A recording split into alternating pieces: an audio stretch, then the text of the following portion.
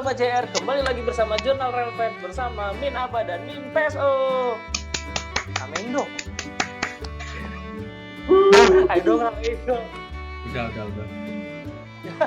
Jadi kali ini adalah masih kembali dengan Ramadan Talks with Junior, kok with Junior, Ramadan Talks with JR di episode kedua. Nah, kali ini di episode yang kedua kita kedatangan tamu lagi nih. Dan tamunya ini tuh bukan kaleng-kaleng tentunya. Dia juga sudah cukup lama di dunia perkereta-apian, menyukai kereta api.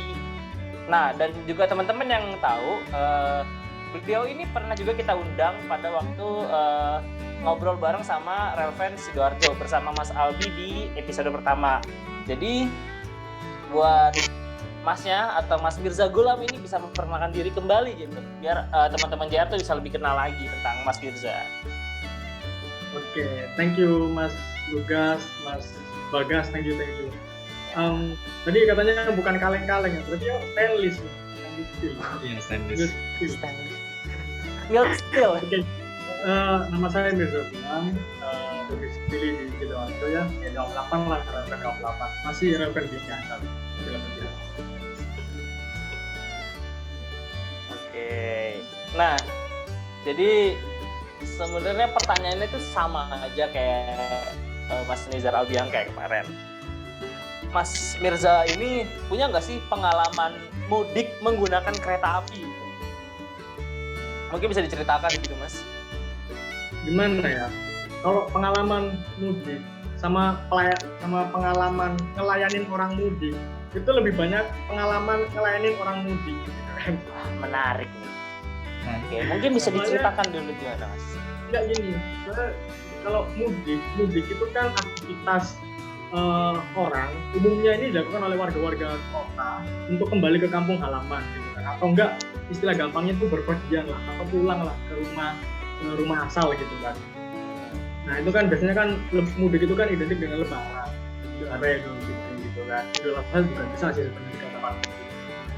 Nah tapi saya sih kalau misalkan mudik atau pulang ke Banten itu nggak pernah pas waktu lebaran, nggak pernah. Jangan nggak pernah. Mesti di hari lain gitu Mas Bagas pasukan. Jadi di hari biasa atau di hari-hari normal aja, nggak pasti. Tapi mungkin apakah pas pulang Mas Mirza pulang ke Banten itu pernah menggunakan kereta api gitu? Kalau dari Surabaya sampai ke Banten nggak pernah sih. Pasti mentoknya di Senen atau enggak di Gambir kan. Karena kan nggak ada kereta dari Surabaya sampai ke Banten, nggak ada. Sebenarnya kalau kita pakai connecting train juga bisa, tapi kan agak ribet. Misalnya kita turun di stasiun Senen atau Gambir, terus kita ke Jakarta Kota naik KRL Kerangka, itu kan bisa juga sebenarnya. Kan kayak gitu, transit dulu di Duri dan lain sebagainya, gitu lah. Itu kan agak ribet. Kalau nggak pernah sih, tapi mentok di Jakarta atau enggak, ya di situ kan di Gambir. Gitu. Oke. Itu mungkin pertanyaan dari aku. Mungkin nih kayaknya Mas Min PSO nih punya pertanyaan nih buat Mas Mirza nih. Silakan Min PSO nih. Mungkin lanjutin pertanyaan Mas Bagas saja ya. Sebetulnya kita di sini ingin fokus ke perjalanan mudiknya sih, nggak masalah meskipun di luar lebaran. Ada nggak sih pengalaman unik selama menggunakan kereta api waktu pulang kampung? Kalau pengalaman unik ya, dulu itu kan saya lupa tahun berapa, pokoknya udah lama banget gitu. Itu waktu awal-awal sistem KAIN rapid sistem online, kalau nggak salah ya. Jadi ada waktu itu kan ya namanya transisi ya dari sistem biasa ke sistem online, pasti ada beberapa hal yang miss lah gitu, katakanlah bug lah gitu kan. Waktu itu ada satu kode booking yang itu satu keluarga kan 11 orang itu tapi misah-misah kan. Satu kode booking kan dari dulu kan satu kode booking itu 4 penumpang kan, kita tambah 2 penumpang gitu. Kalau dulu sih sampai 11 orang itu misah, padahal kode bookingnya ya sama aja, tempat duduknya yang misah-misahnya jauh. Itu antara kesalahan dari penumpangnya sendiri yang nggak bisa milih tempat duduk atau gimana, atau nomor tiketnya juga gimana, itu juga nggak tahu. Tapi yang saya ingat itu sih, kalau selama mudik ya. Kalau pengalaman naik kereta api di luar mudik ya mungkin lebih banyak lagi gitu. Oke. Iya. Itu berarti pengalamannya ini ya, beda kode booking sama tapi tempat duduknya misah-misah, itu PR banget sih. Apalagi kasihan, kan mungkin kalau zaman dulu orang biasanya kan naik kereta kan bawa renteng makanan tuh. Biasanya pada mau bagi-bagi makanannya, kalau misalnya jauh-jauh kan aduh males banget lagi. Nah, itu. Misalnya ada yang beda gerbong, aduh harus ke gerbong sebelah buat ngasih. Iya, menarik sih. Nah, tadi saya dapat ini nih, singgungan tadi menarik ya. Mas Mirza ini melayani orang mudik. Itu berarti apa? Apakah namanya CSM, Customer Service Mobile, atau apa tuh namanya? Bisa diceritakan gitu Mas, buat teman-teman nih kayak kepo juga gitu. Silahkan Mas. Iya, jadi kalau dihitung-hitung ya, lebih banyak mana mudik? Pas ini kalau kita konteks pas waktu lebaran ya, lebih banyak mudik, lebih sering mudik apa lebih sering melayani orang mudik? Ya, lebih sering melayani orang mudik. Ya, saya dulu awal posko itu lebaran, kalau nggak salah tahun 2016, lebaran 2016 itu saya pertama kali posko ikut di komunitas sahabat kereta di Surabaya. Nanti cek aja di website saya, sahabatkereta.com.id lebaran gitu kan. Saya ikut posko di sana lebaran tahun 2016 gitu kan. Ya posko, yang namanya posko kan sukarela gitu kan. Kita melakukan berdasar memang ingin membantu dan senang kereta. Udah kita tuh kadang orang itu mispersepsinya tuh kita membantu perusahaan, itu yang salah. Kita bukan membantu kereta api, tapi kita membantu penumpang dengan akses-akses yang diberikan oleh perusahaan. Jadi kita kerjasama lah gitu dengan perusahaan KAI gitu kan. Ya, awalnya cuma 2016 itu memang nggak ada sama sekali atau apa, tapi itu pengalaman yang paling menurut saya dasar banget ya, dimana saya waktu itu masih belum ngerti, ibarat masih nol lah gitu kan, nggak punya pengalaman tapi harus terjun di dunia posko gitu kan, nol gitu kan. Ya waktu itu jujur agak canggung juga ngomong sama orang, walaupun aku tahu gitu kan cara apa beli tiket itu kayak gini, cara nyetak tiket kayak gini dan sebagainya gitu kan. Karena pada tahun 2016 itu kan kayak akses belum secanggih sekarang, ya kan. Dulu itu kan tiket harus dicetak, apalagi 2016 itu masih transisi dari tiket oranye, dari tiket biru ke tiket oranye gitu kan. Itu masih ribet pada zaman itu.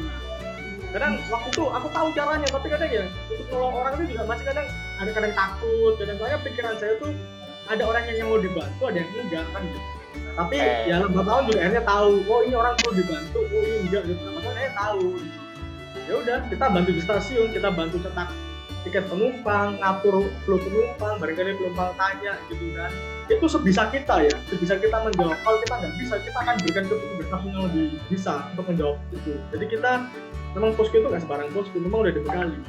Jadi memang sesuai kemampuan kita aja. Kalau kita memang udah pertanyaan dari tempat, ya silakan diarahkan ke petugas aja, ke customer. Oke, menarik nih. Mungkin saya punya pertanyaan lagi. Untuk menjadi sukarelawan saat mudik itu gimana sih Mas caranya? Itu yang pertama. Yang kedua, apakah sebagai orang yang membantu masyarakat untuk mudik di KAI itu kita bisa mendapatkan sebuah benefit kan? Biasanya kan ya sukarela kan terkadang ada orang yang sedikit mengharapkan benefit gitu. Mungkin Mas Mirza bisa menjelaskan. Sama yang terakhir apa ya? Seru nggak sih Mas pengalaman seperti itu? Itu aja sih. Udah dari saya, ntar mungkin Mas dari Min Peso bisa nambahin lagi. Silakan Mas. Menurut saya sih seru gitu kan. Kita bertemu dengan teman baru, kawan baru gitu kan. Terus sih seru banget. Terus kalau misalkan ini benefitnya apa nih gitu. Jadi mungkin sebelum menjawab itu mungkin jelasin dulu gitu kan. Biasanya posko ini diadakan oleh komunitas-komunitas pecinta kereta api atau komunitas-komunitas travel yang ada di masing-masing negara operasional. Itu biasanya bekerja sama dengan KAI lewat humas masing-masing daop gitu kan. Mereka kerja sama gitu kan. Jadi kalau benefit biasanya yang dikeluarkan itu adalah kita staf posko itu kita dapat sertifikat. Nah, sertifikat itu yang ngeluarin bisa dari daerah operasional, bisa juga dari komunitas travel yang bersangkutan yang mengadakan posko. Nah, sertifikat ini buat apa fungsinya gitu? Saya dulu juga mikirnya gitu, sertifikat itu buat apa fungsinya gitu. Tapi setelah kuliah, yang lambat laun itu ternyata itu berguna gitu loh, bahwa itu termasuk dalam pengabdian masyarakat. Walaupun itu cuma 18 hari, 20 hari gitu, tapi dengan kita berpartisipasi di situ, menjadi petugas relawan, kita dapat sertifikat bahwa kita pernah posko, itu udah menjadi bukti bahwa kita tuh pernah berkontribusi ke society gitu. Masyarakat itu kita pernah gitu. Itu penting. Kalau menurut saya sih pentingnya itu juga kita lihat itu yang posko gitu kan. Ada lagi yang namanya itu CSR atau Customer Service Mobile. Ya awal CSM udah berhenti selama 2 tahun karena masa pandemi gitu kan. Selama 4 periode udah berhenti. Jadi periode CSM itu setahun 2 kali, Lebaran tahun baru sama Lebaran sama Natal dan tahun baru. Nah, Lebaran ini CSM dipastikan ada lagi, kita akan membantu lagi di stasiun. Terus apa benefitnya kita dapat CSM? Oke, benefitnya satu pasti fee atau gaji kita dapat. Nah, besaran gajinya juga ya tergantung dari perusahaan dan daerah operasional, gitu kan. Itu kebijakan masing-masing. Gitu. Karena setiap daerah operasional itu punya beban biaya masing-masing, nggak bisa dipukul rata. Karena pengelolaan CSM ini memang dari kantor pusat, tapi dikembalikan lagi untuk operasionalnya ke daerah. Gitu. Nah, terus selain mendapat fee, kita juga dapat sertifikat. Nah, sertifikat ini yang keluarkan siapa? KAI. Gitu. Kalau tangan itu nanti langsung atasan KAI. Gitu. Kalau apa ya? Senior manager lah, antara senior manager yang ada dengan sertifikat. Nah, itu juga salah satu dari bukti juga bahwa kita tuh pernah loh berkontribusi untuk society dengan cara apa? Dengan cara menjadi CSM. Ibaratnya tuh gitu juga. Contohnya gini loh. CSM itu adalah kita tugas posko juga, tapi kita tanggung jawabnya lebih gede. Kita harus lebih pintar, kita harus tahu knowledge produk dari KAI. Kita harus tahu bagaimana cara melayani penumpang dengan standarnya KAI seperti customer service pada umumnya, gitu kan. Tapi kita mobile, berarti cuma itu aja. Berarti kita dituntut untuk standar kita tuh sama untuk customer service yang ada di stasiun itu, kita standarnya sebenarnya sama kayak itu. Cuma bedanya kita nggak di depan komputer, kita mobile, kita yang jemput penumpang. Maksudnya bukan jemput ke rumah, bukan. Maksudnya kalau ada penumpang kelihatan bingung langsung kita samperin. Yang ibu permisi perkenalkan, saya customer service ini. Mungkin ibu ada yang bisa saya bantu untuk perjalanannya hari ini, atau tiket, atau kebingungan atau gimana gitu. Nah, situlah kita membantu. Kita harus mobile ya. Ya gak cuma jemput bola aja sih, kita juga menyesuaikan dengan kondisi stasiun masing-masing gitu. Kadang kayak Jogja gitu kan. Jogja tuh stasiunnya rame. Nah, teman-teman saya CSM di Jogja tuh rata-rata fokusnya tuh biasanya ke peron untuk ngatur flow penumpang, biar penumpang itu nggak bingung, biar nggak salah kereta gitu. Karena kan di Jogja itu kan peronnya kan rapat-rapat. Nah, mereka juga ngawasin gitu. Penumpang harus tetap berada di belakang garis aman, jangan sampai salah kereta, jangan salah jalur. Jadi tergantung fokus stasiunnya masing-masing juga. Kalau kayak stasiun kayak Pasar Turi itu juga, Pasar Turi ya, tempat ini, foto ini juga tempat kebanggaan saya juga gitu kan. Jadi kita campuran sih, antara kita juga jemput bola dengan penumpang, kita juga ngatur flow di penumpang di peron. Oh, panjang juga tuh ya, istilahnya CSM dan ini segala macam. Oh, terakhir Mas, sebelum nanti Nih Peso nanya nih, gimana sih caranya teman-teman JR nih, sobat JR ataupun masyarakat awam yang menyukai kereta api bisa join untuk jadi CSM-nya PT Kereta Api Indonesia? Mungkin Mas Mirza bisa sharing atau gimana sih caranya, atau pantau website apa sih gitulah. CSM ini kan itu ya, CSM ini kan ibaratnya outsourcing, kita harian lepas lah. Jadi memang pada awalnya CSM itu memang mayoritas itu diambil dari kalangan relevant. Jadi ibaratnya posko-posko, petugas posko yang pinter-pinter gitu kan. Sorry ya, bukan saya mendeskripsikan bahwa semua petugas posko harus pinter apa enggak. Dia pinter dalam melayani, bagus lah, dia performanya bagus sama posko, itu bisa ditarik ke CSM gitu kan. Itu gimana caranya gitu. Setiap daerah operasional masing-masing itu punya cara sendiri-sendiri. Ada yang open recruitment via website, ada yang via email, ada yang via masih via pos dan lain sebagainya. Maksudnya ngirim pos itu maksudnya masih ngirim gitu loh Mas. Biasa apa? Amplop coklat gitu-gitu loh. Kayak lamaran pekerjaan gitu. Nah, kayak gitu. Nah, biasanya informasinya sih semakin berjalan. Kalau dulu itu memang orang nggak banyak tahu gitu. Tapi semakin kesini semakin berkembang media sosial itu di-share kok. Di-share walaupun kan ya walaupun nggak di-share di media sosial resminya KAI, tapi informasi itu pasti dengan cepat menyebar. Itu udah terbukti bahwa antusias, kalau kata teman-teman saya yang di Bandung gitu kan, itu yang daftar itu bahkan antusiasnya tahun ini tuh lebih tinggi gitu kan. Jadi ada mereka harus menyeleksi lagi mana yang kiranya cocok, kiranya enggak. Maksudnya ada yang mempunyai kompetisi, mana yang kompetensi apa enggak. Karena ya sama lah kayak kita ngelamar pekerjaan gitu kan, pengalaman apa yang didapat gitu. Karena ya walaupun ini pekerjaan cuma outsourcing harian lepas, tapi tanggung jawabnya emang gede sih, karena kita ibaratnya kita ini frontliner tapi yang benar-benar di ujung gitu, benar-benar yang di depan gitu. Yang karena kita harus jemput bola ke penumpang gitu. Itu bukan seperti yang customer service yang duduk di depan komputer untuk melayani penumpang, bukan. Kita yang jemput bola, benar-benar jemput bola. Menarik sih. Mungkin dari Min PSO ada pertanyaan untuk Mas Mirza, silakan Min. Oke, makasih Minaba. Mungkin pertanyaan terakhir sih dari aku. Menurut Mas Mirza nih, apakah mudik lebaran dengan menggunakan kereta api itu recommended banget? Oh jelas, sangat. Ada Karena gini. tulisannya. Itu kenapa kok bisa dikatakan recommended? Oke. Karena gini loh. Saya pernah nulis di mojok.co gitu kan. Tentang masalah tim mendang-mending, mending naik kereta, mending naik bis, mending naik pesawat, mending naik kapal gitu. Makanya saya sebutnya tim mendang-mending gitu kan. Semua orang itu punya pandangan masing-masing untuk menggunakan transportasi apa untuk pulang ke kampung halamannya gitu kan. Asalkan dia bayar gitu kan, mengikuti regulasi. Asalkan itu aja sebenarnya. Jadi kenapa kok naik kereta itu lebih recommended daripada transportasi lainnya? Yang kalau saya sih jujur, ya kalau dari sudut pandang saya ya, sebagai pencinta kereta api ya kalau saya sih ya senang aja gitu, masalah ditanya enak apa enggak ya saya bodo amat gitu kan masalah itu. Tapi kalau saya memposisikan diri saya sebagai orang awam, yang pertama kalau kita di kereta, ya kalau kita naik kereta eksekutif ya kita bisa istirahat, enak kan tidak di kereta, karena nggak semua orang itu misal perjalanan dari Jakarta ke Surabaya, kita mudik nih dari Jakarta ke Surabaya gitu kan. Kalau pengen cepet kan kita bisa naik pesawat, ya kan? Nah, tapi nggak semua orang itu ingin menikmati perjalanan itu dengan apa ya? Nggak semua orang yang siap mudik itu kayak ya udah aku kan siap mudik kayak mempersiapkan hari itu untuk mudik gitu. Maksudnya tuh kadang ada yang pekerja-pekerja baru sore baru pulang, mereka langsung mudik gitu kan. Mereka kan butuh istirahat di jalan. Nah, mereka milih kereta api. Karena apa? Di kereta api mereka bisa istirahat, bisa tidur, makan juga ada gitu kan. Udah bersih juga, standar pelayanan juga udah lumayan bagus. Setiap tahun pasti ditingkatkan gitu kan. Jadi ya nggak ada alasan untuk nggak naik kereta kalau menurut saya sih. Nah, dasar-dasar alasan itu seperti itu tadi gitu kan. Selain harga tiketnya juga murah, juga beragam pilihan kelasnya kan juga ada. Mulai dari yang ekonomi biasa sampai luxury itu kan ada, tergantung kebutuhan kita gitu kan. Ya kalau mau naik yang enak dikit, yang pelayanan fasilitasnya wah mewah gitu, ya naiklah luxury gitu kan. Kalau emang pingin yang biasa-biasa aja, yang pingin menikmati perjalanan lama, ya udah silakan naik kereta ekonomi. Kan itu kan banyak pilihan naik kereta api sekarang, nggak seperti dulu. Jadi itu sih yang dimaksudkan. Oke, mantap nih. Mungkin Mas Mirza nanti link artikelnya bisa dikirim ya.